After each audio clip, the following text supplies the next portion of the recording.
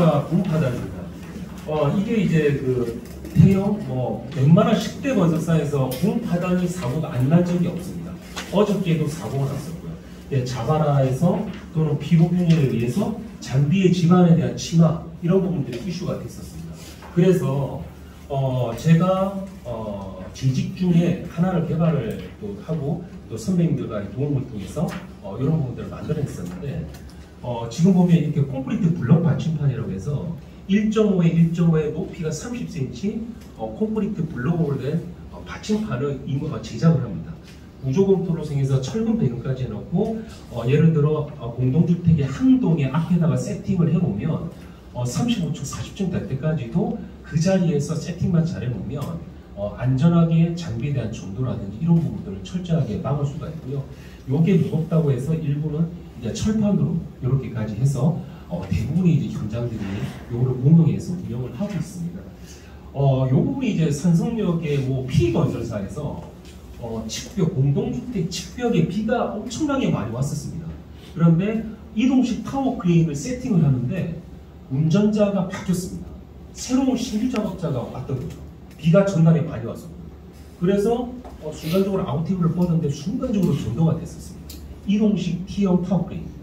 그렇기 때문에 이런 부분들도 사전에 어느 정도는 그 전도 방지용 철판이라든지 콘크리트 블럭 받침판을 미리 세팅만 해놨더라도 안정적이었을 텐데 이런 큰 어떤 재해가 있을 수 있다는 걸 사전에 막을 수 있었습니다. 나머지 기타 개선은 아닙니다. 보통 모든 건설사가 이런 시호수와 유도자를 별도로 구분해서 관련된 차원 복잡에 이전을 하고요. 장비 점검촌이라든지 본두라에서도 사고가 많이 납니다. 작년에 개포 현장에서 현대건설, 현대산업개발로 공동을 하는데 현대건설에서 추락 사고가 있었습니다.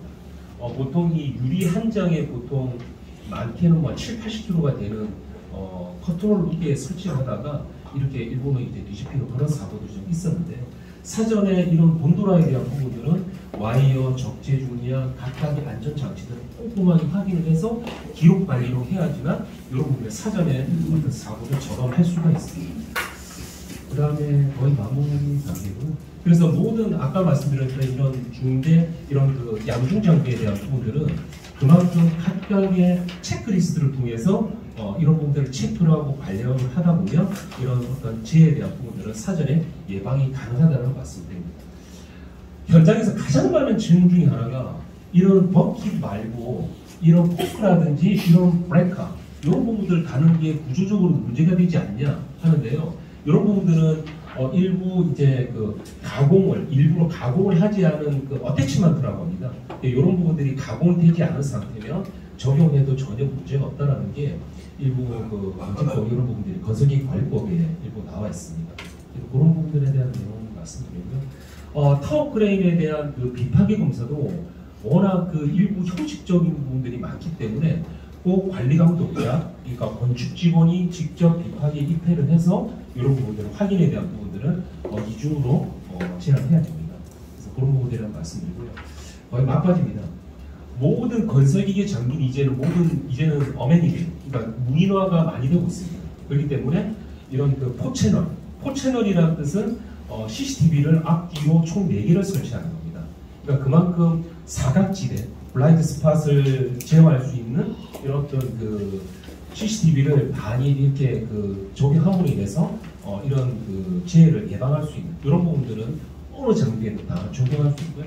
지금 대부분의 그 안전보험공단에서 지게차, 굴착기나 페이로드 이런 부분들은 다 실질적으로 실비의 한 80% 이상을 지원을 해주고 있습니다.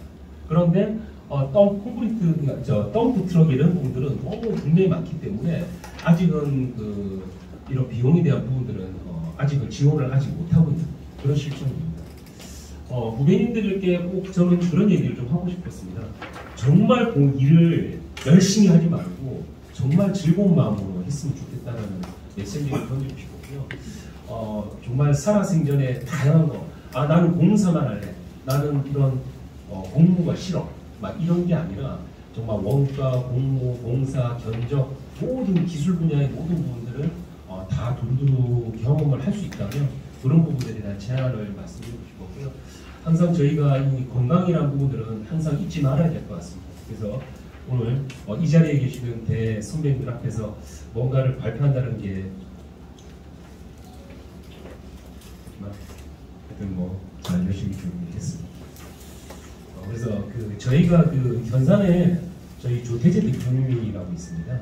제가 참 존경하는 분인데 350명 안전직원, 건축직원, 토목직원분들한테 마지막에 이런 단어를 말씀하시더라고요.